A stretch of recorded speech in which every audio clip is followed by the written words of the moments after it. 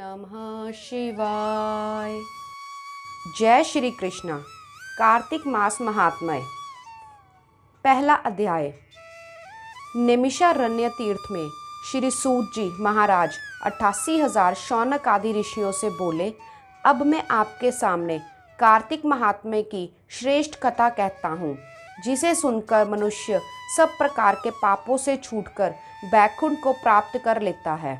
सूत जी ने कहा, श्री कृष्ण से आज्ञा लेकर नारद जी के चले जाने पर सत्यभामा प्रसन्न होकर श्री कृष्ण से बोली, हे नाथ, मेरा जीवन सफल हो गया। मेरे माता पिता भी धन्य हैं, जो आपकी 16,000 रानियों में मैं अत्यधिक प्रिय हुई।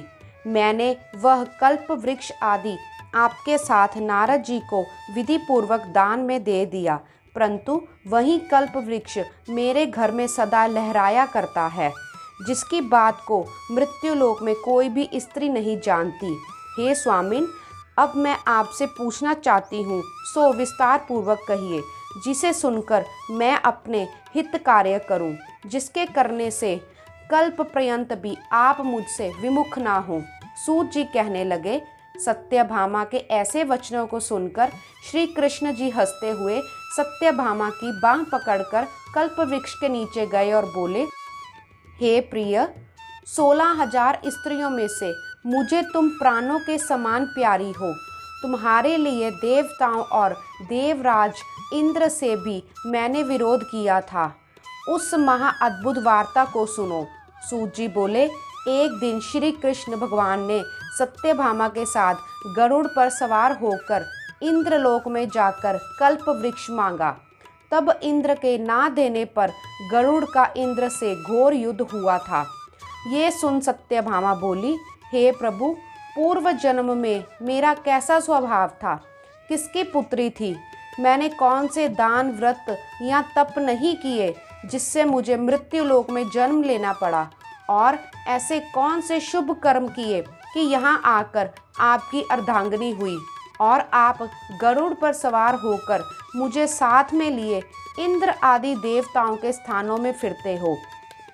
फिर भगवान बोले, हे कांते, तुम पूर्व जन्म में किसकी पुत्री थी, कौन से पुण्य और व्रत आदि तथा शुभ कार्य तुमने किए थे, वह सब कहता हूँ।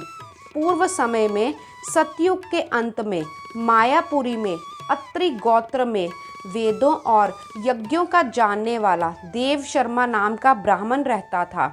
वह रोज अतिथियों की सेवा, हवन और सूर्य भगवान की पूजा किया करता था, इसीलिए सूर्य की तरह तेजस्वी था।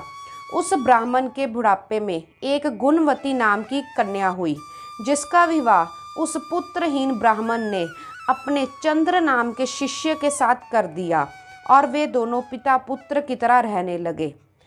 एक समय वे दोनों कुशा और समिधा लेने के लिए वन में हिमालय की तलहटी में पहुँचे। उन्होंने एक राक्षस को अपनी तरफ आते देखा, जिसके भय से उनके शरीर शिथिल हो गए और उनमें भागने की शक्ति भी नहीं रही। तब उस राक्षस ने दोनों को मार डाला। उनके धर्मात्मा होने के कारण मेरे पार्षद उनको बैकुंठ में ले गए, क्योंकि उन्होंने आजीवन सूर्य की पूजा की थी। इसीलिए मैं दोनों पर अति प्रसन्न हुआ। जब वे दोनों विमान में चढ़े और सूर्य के समान तेजस्वी रूपवान चंदन और माला धारण किए हुए बैकुंठ में आए, तब मेरे पास दिव्य भोगों के भोग भोगने लगे। जय श्री कृष्णा। ओम नमः शिवाय।